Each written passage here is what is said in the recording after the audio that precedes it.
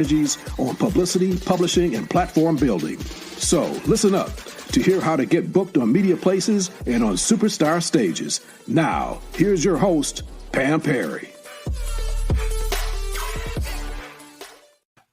Hey,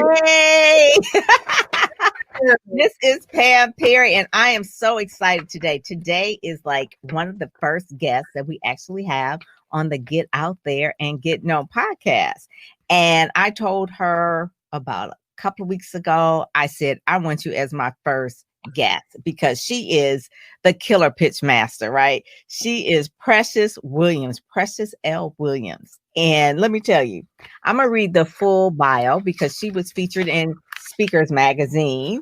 And I'm going to read a little bit about you so you can hear why I decided that she's going to be the guest that you are going to love, and you definitely need to get her book. Okay, so have you ever met a full-figure diva who has taken the business world by storm and won big?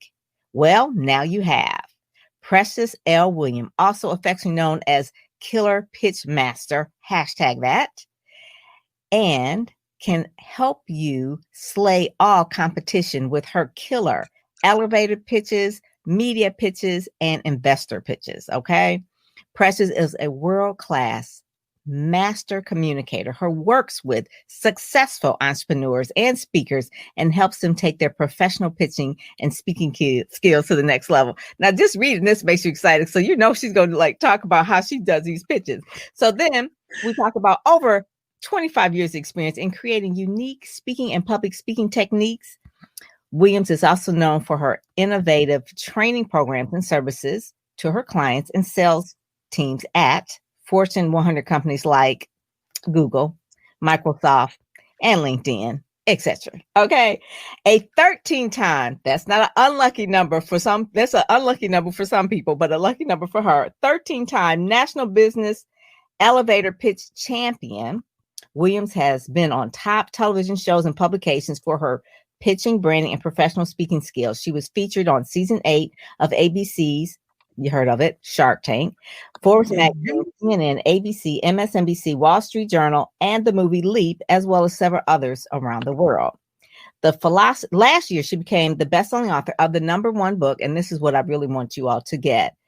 And I'm going to say it because it's her title, Bad Bitches with Power Pitches for Women Entrepreneurs and Speakers Only. Yes, that is the title. And we can even talk about that too, about why that title is her thing.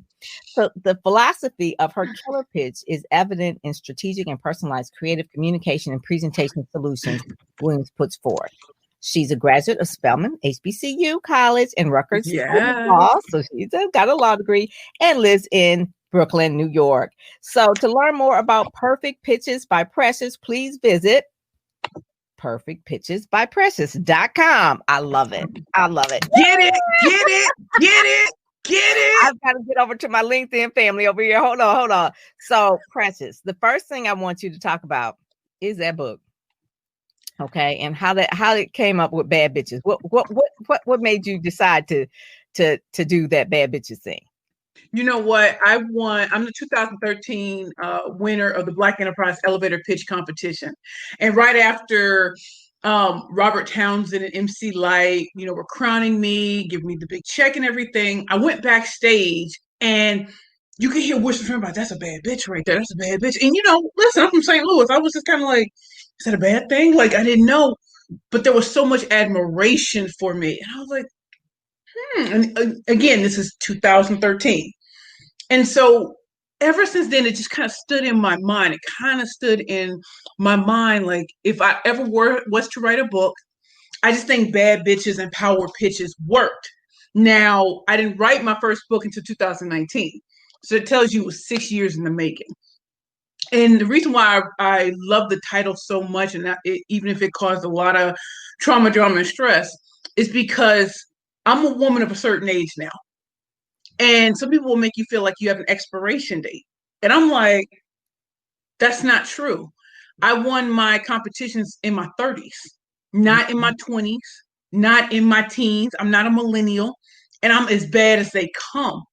And I know there's so many women out there who wrestle with confidence. They wrestle with, they've already been successful, but they're wrestling with how to get themselves out there, how to stand out in a crowded marketplace, and then how to really shine when it really, really counts.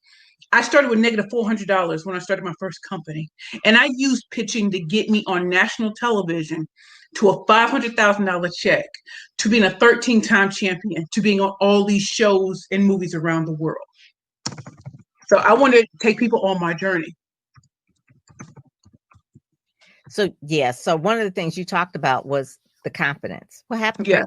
Okay. There you go. Yeah. So you talked about the confidence. So where you can't teach confidence, you teach pitching. I teach pitching, but I teach it with having a rock star confidence mentality. Because confidence is great. But have you ever seen rock stars as they age? It's not the cutest thing in the world. Yeah, I think of like Rod Stewart or something like that. Yeah.